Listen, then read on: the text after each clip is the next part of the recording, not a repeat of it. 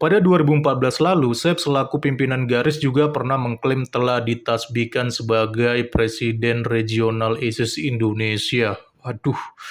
Bahkan pada tahun 2015, ia mengaku telah mengirim lebih dari 100 warga negara Indonesia ke Syria untuk bergabung dengan ISIS dan rela menggelontorkan duit hampir 1 miliar rupiah.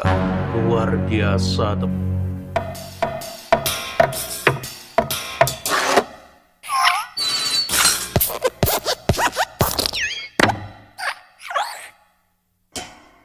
Shalom saudaraku, bertemu kembali dengan saya di Risans Channel dan saya harap teman-teman semua dalam keadaan sehat dan juga diberkati oleh Tuhan kita Yesus Kristus. Di video kali ini saya masih melanjutkan untuk membahas mengenai kejadian yang terjadi di Cianjur ya. Yang sempat saya bahas juga minggu lalu mengenai bahwa tindakan ini jelas merupakan aksi tindakan intoleransi ya. Dan sekarang ada beberapa fakta baru lagi yang terungkap teman-teman, yaitu diduga kuat bahwa pelaku pencopotan label gereja itu ternyata adalah ormas yang disinyalir kuat itu berhubungan dengan ISIS menurut berita yang akan kita baca kali ini, yaitu dari wahananews.co ya. Langsung aja judulnya dituliskan nuansa ISIS di Ormas Garis, si pencabut label gereja tenda Cianjur. Ormas Gerakan Reformis Islam atau Garis jadi sorotan setelah viralnya video pencabutan label gereja di tenda pengungsian korban gempa Cianjur, Jawa Barat. Kepolisian memastikan orang yang mencabut label tim aksi kasih Gereja Reform Injil Indonesia itu merupakan bagian dari Ormas Garis.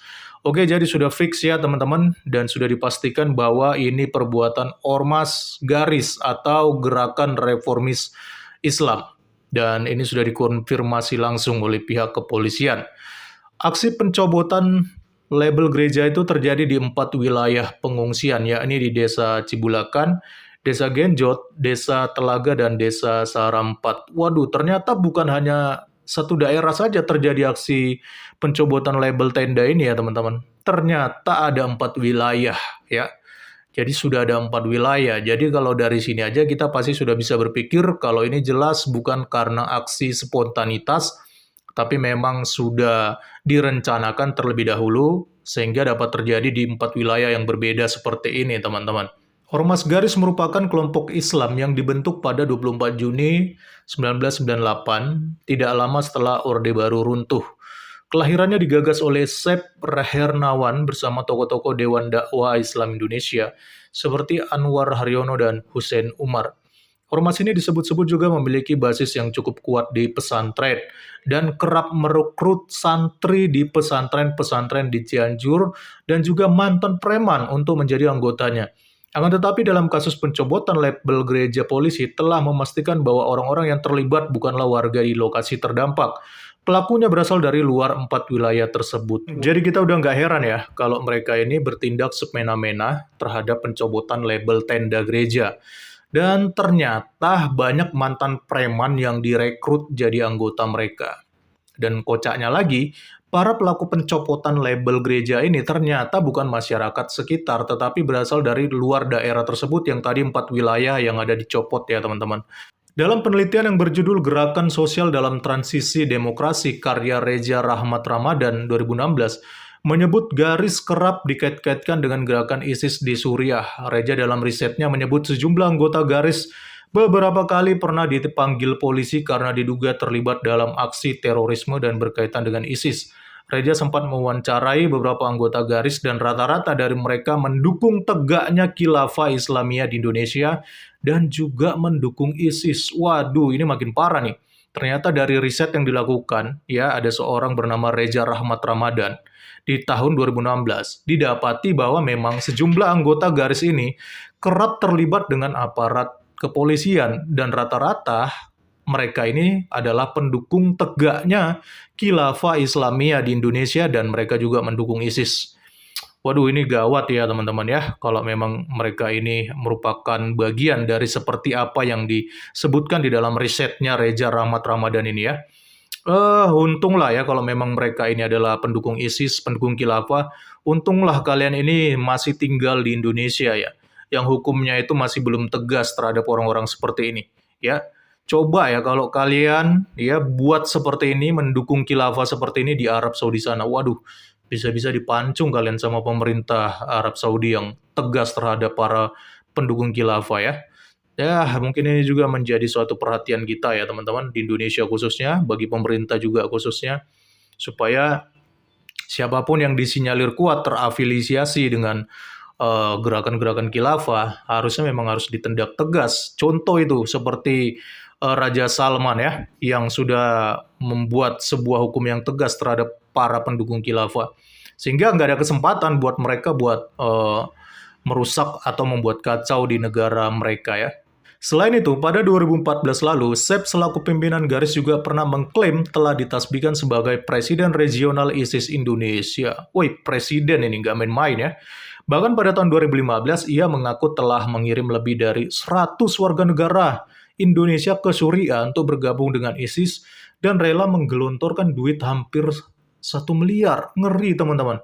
Mengirim 100 lebih warga negara Indonesia ke Suriah jadi relawan ISIS di sana. Bahkan juga memberikan bantuan dana hampir 1 miliar. Padahal ya, ini ya, dengerin ini bagi kalian yang para pendukung-pendukung khilafah, ya, yang lebih memperhatikan negara-negara di luar, Palestina, Suriah, dan sebagainya ya. Saudara-saudara kita sendiri di Indonesia itu masih banyak yang kekurangan, masih banyak yang membutuhkan bantuan. Tapi lucunya, kenapa orang-orang seperti ini malah lebih memperhatikan para gerakan-gerakan khilafah dan teroris yang ada di luar negara sana, teman-teman. Saya nggak habis pikir ya, kok bisa ya? Sementara kita di Indonesia ini sendiri masih banyak saudara-saudara kita yang masih kekurangan, tapi kok malah mereka lebih memperhatikan orang-orang di luar sana ya, yang bukan sebangsa dan setanah air. Inilah salah satu kelemahan kita ya teman-teman, masih banyak orang-orang yang punya pola pikir seperti ini yang lebih perhatian terhadap negara luar daripada negaranya sendiri. Sep masih tetap menampik bahwa dirinya terafiliasi dengan jaringan terorisme. Ia bahkan menantang untuk dibuktikan keterlibatannya dalam jaringan teroris. Ia berjanji akan memberikan imbalan sebesar 1 miliar kepada pihak yang bisa menunjukkan bukti polisi pernah membuat berita acara pemeriksaan atau BAP terhadap dirinya. Saya bilang kalau saya ada indikasi jaringan teroris, apakah pernah? Coba dicek di Polda mana, apa pernah di BAP oleh mereka atas kasus terorisme. Kalau ada, saya pernah di BAP oleh Mabes Polri, Brimob, atau Polda, saya bayar 1 miliar. Kata Sep kepada cnnindonesia.com. Nah, pada akhirnya meskipun dengan berbagai tuduhan ataupun tadi riset yang sudah dibuat oleh si Rahmat tadi ya teman-teman, pada akhirnya semua tuduhan ini ternyata dibantah langsung oleh pimpinan garis ini ketika dia memberikan klarifikasi di CNN Indonesia. Bahkan dia juga menantang bagi siapa yang bisa membuktikan tuduhan tersebut, dia berani bayar sampai 1 miliar rupiah. Ya, terlepas dari semua tuduhan tersebut ya, hanya Tuhanlah yang tahu kebenarannya ya. Toh kelak pada akhirnya semua perbuatan akan dipertanggungjawabkan di hadapan Tuhan. Ya kita juga perlu curiga ya, karena bagaimana bisa timbul spekulasi ataupun tuduhan seperti ini kalau memang pimpinan garis ini tidak pernah terafiliasi ya, atau berhubungan dengan ISIS yang di luar sana, ya dari mana bisa muncul info atau juga isu-isu seperti ini? Pasti ada sesuatu teman-teman. Dan itulah harusnya yang dicari tahu, karena kadang-kadang banyak orang yang melakukan gerakan bawah tanah yang bahkan mungkin polisi sendiri tidak bisa mendeteksi bahwa adanya orang-orang yang memang benar-benar terlibat langsung dengan gerakan ISIS. Dan itu harus menjadi PR sebenarnya bagi pemerintah, bagi aparat keamanan, ya supaya mereka bisa mencari tahu lebih detail lagi terhadap orang-orang yang seperti ini. Sep Hernawan juga pernah ditangkap Polres Cianjur pada Maret 2015 lalu. Dia ditangkap bukan atas kasus terkait ISIS, tetapi soal penipuan yang dilakukannya pada 2010 lalu. Ya benar, yang bersangkutan kami tangkap kemarin di rumahnya atas kasus 378 KWP atau penipuan, kata Kapolres Cianjur kala itu Ajun Komisaris Besar Dedi Kusuma Bakti. Sebelum ditangkap, Sep sudah pernah diperiksa dalam kasus penipuan ini, hanya saja penyidik Polres Cianjur mendapatkan petunjuk baru dari Jaksa Penuntut Umum sehingga diperlukan lagi pemeriksaan kedua terhadap Sep Hernawan.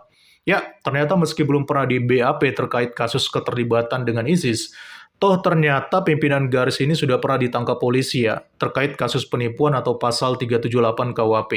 Dan sekarang, mereka berulah lagi dengan melakukan aksi kebencian atau aksi intoleran terhadap perbedaan golongan dengan cara mencopot label gereja pada tenda bantuan. Jadi hal ini ya, pesan saya bagi orang-orang yang mengatakan bahwa aksi pencopotan label gereja tidak ada hubungannya dengan tindakan intoleransi atau yang seperti dikatakan Bapak Kapolres Cianjur kemarin, atau bahkan Bapak Bupati juga yang menyesalkan kalau ada label-label gereja dalam tenda. Ya, tolong cara berpikirnya diperbaiki lagi, karena dari rekam jejak para pelaku dan cara mereka melakukan aksi pencopotan label, orang bodoh pun bisa menilai kalau ini jelas merupakan tindakan intoleran, bahkan tindakan kebencian antar golongan. Jadi kalau Bapak Bupati dan Bapak Kapolres Cianjur bilang tidak ada hubungannya dengan tindakan intoleran, mungkin mereka berdua juga perlu diperiksa. Jangan-jangan mereka juga termasuk dalam bagian pendukung ormas intoleran, atau bisa jadi mereka hanya mau bermain aman saja. Salam kritis, Tuhan Yesus memberkati. Shalom.